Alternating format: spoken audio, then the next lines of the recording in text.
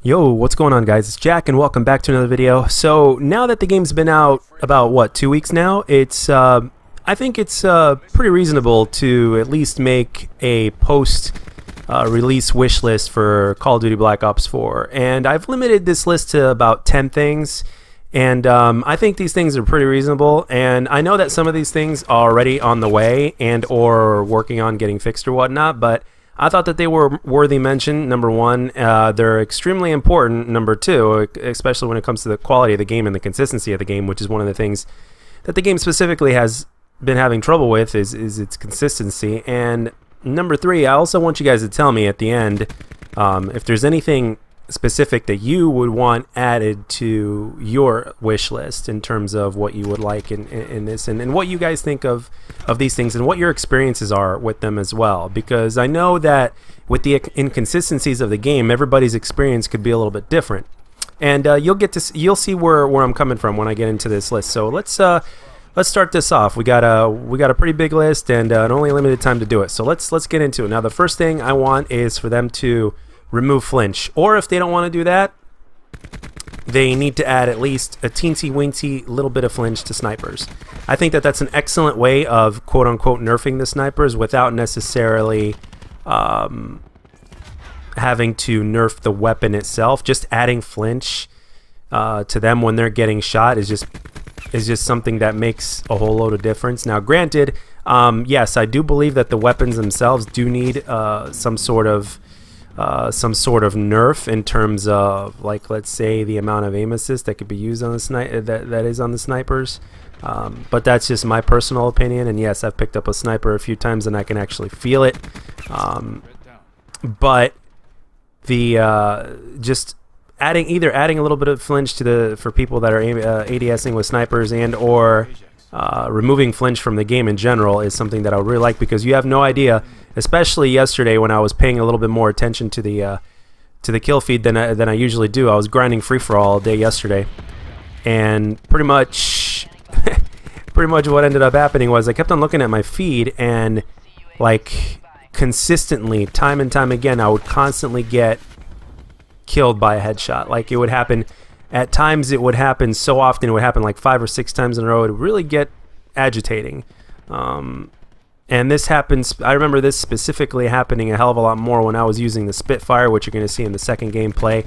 I'm finally using that Spitfire now, and what ended up happening was I got into close quarters engagements in this one match with the Spitfire, and I died to headshots 6 times in a row. It was quite disgusting. So, and I remember with Black Ops 3, that's one of the things that really irritated me the most in the beginning, was how easily I was dying to headshots, especially for those motherfuckers that were using high caliber. It was really, really, really annoying. It's like, and the thing is, like, that was really annoying. And the game ran really smoothly too at that time as well. So it's like, you know, it's not like you're a victim of, you know, the inconsistent connection or anything. It's like, no, there's this thing called high caliber and flinch. You put those two things together, you put shots into somebody first, and then they just end up firing right back at you mid gunfight. You're just dead, and there's really nothing you can do about it. So it actually creates a kind of randomness into the game, and I think removing flinch would actually add less randomness, because if you really want those headshots, that means you legitimately get them and earn them, as opposed to getting them by accident. So yeah, that's one of the reasons why a lot of people play hardcore in the first place anyway, for those headshots or for those long shots anyway. But let's get into it. That's a little bit too much time spent on flinch. But all right, another thing, this is something a little bit picky on my end. I want them to slightly, and I mean very slightly, reduce the recoil on the Spitfire. And I mean, like, in the very beginning when you initially fire the gun at first, the gun just kicks really, really like a lot, and then as you hold down the trigger, it ends up adjusting, and you can make your adjustments, but that initial first kick is just a little bit too much, and I would really personally like them just to dumb it down just a tad bit. Not much, just a very tad bit. And yeah, somewhere so that way it could be similar to how the Scorpion was, probably with a little bit more recoil though. Because the Scorpion, I came to realize, thanks to somebody that suggested I used it on my Black Ops 2 stream like maybe over a year ago or whatnot, or whatever it was. They said, hey man, with your playstyle especially, and you're pretty accurate, why don't you use a Scorpion? And I'm like, last time I used a Scorpion, which was way back when, I had bad experiences with it, but at the same time, it was a while ago. We're talking a while ago. So, and I didn't realize that I had improved, and then the next thing you know, I was using the Scorpion and absolutely fell in love with it, and I was able to do work with it for pretty much any kind of engagement.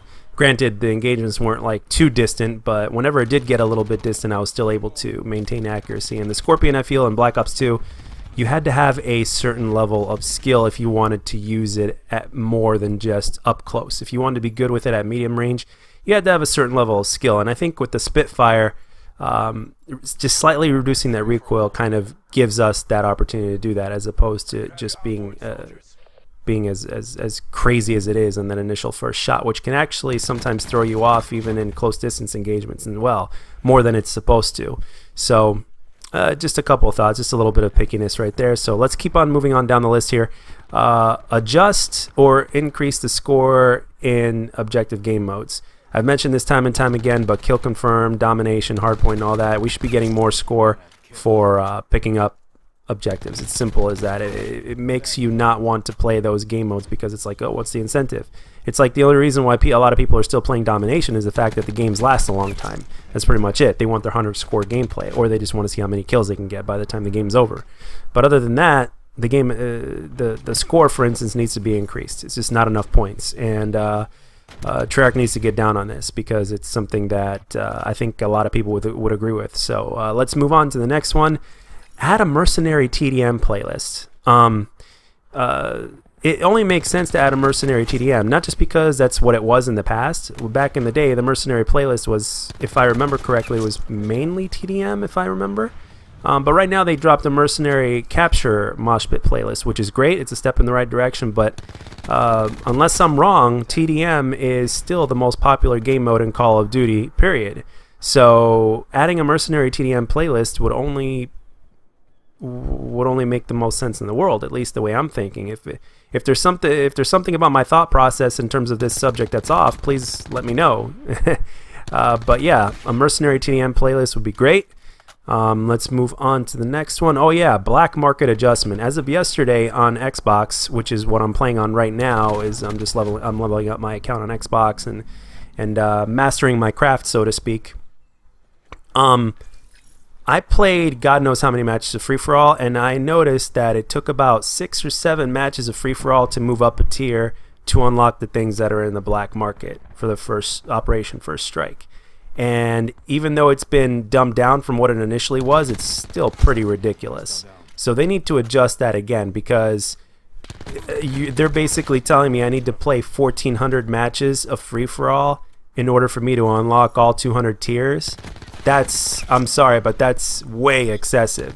And I'm pretty dedicated to Call of Duty, and I've got this YouTube channel and all that stuff going on, and I stream, and let me tell you, it's excessive, okay? It's pretty ridiculous. So that needs to be adjusted. All right, let's move on to the next one. Oh yeah, we need a leaderboards fix. Leaderboards are up, but all you can see is unless there's a way to do it that I've not been made aware of. But there hasn't really been a filter added into where you could see, how everybody else in the world is doing compared to how you're doing. So leaderboards fix would really be great. So that way you can always compare yourself to others and see how you're doing compared to the rest of the community and all that kind of stuff. And it just kind of gives you more feedback in terms of what personally you need to improve on, which gets into my next point, which is combat record.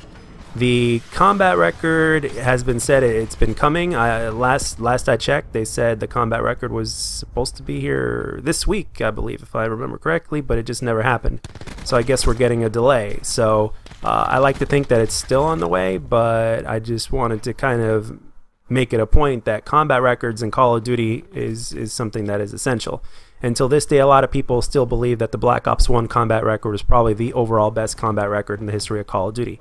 And I completely understand where people are coming from when it comes to that. I understand it. And it was a damn good combat record the way they had everything set up. So I'm not necessarily asking for that level, but I am asking for a legit, good, solid combat record that basically tells you your weapon accuracy, game modes, win-loss, all that kind of stuff. I mean, weapon accuracy is one of the big ones because it's very, very important to me to know just how accurate I am, and I can always compare myself to the best players. One of the things that I compare myself to the best players is accuracy.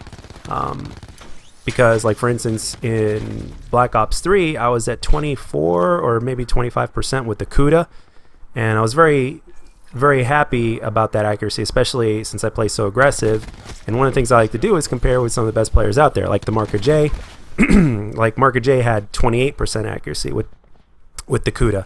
So it's like, okay, I need to work on my CUDA, for instance, to get better. Now, granted, I like to think that the accuracy on the CUDA was great, but at the same time, I always like to see where I am compared to some of the best players out there and to see what I personally need to work on. And at the same time, I've been inspired by XCal as well. And one of the things he inspired me by was beyond just PTFO, which stands for Play the Fucking Objective for those of you guys that don't know. One of the things that he inspired me was, like, don't just stick to the same weapons all the time. Use different weapons here and there. And at the same time, that does make you a better player. And at the same time, it does challenge you.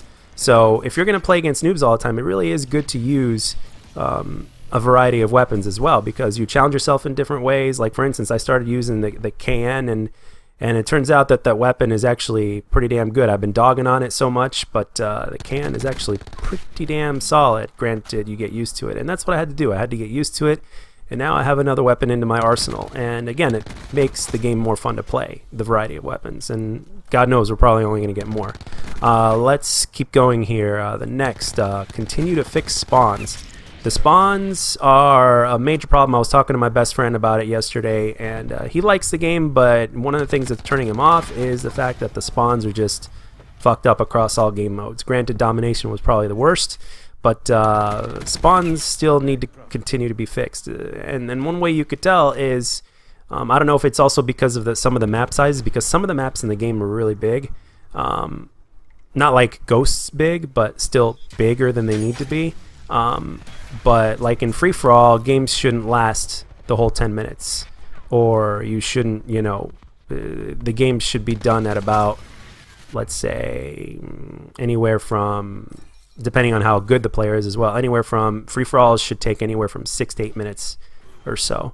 6 being a little bit faster, like if somebody's really good and they finish faster, and then 8 minutes should be around the top, like the most time it should take to complete a free-for-all.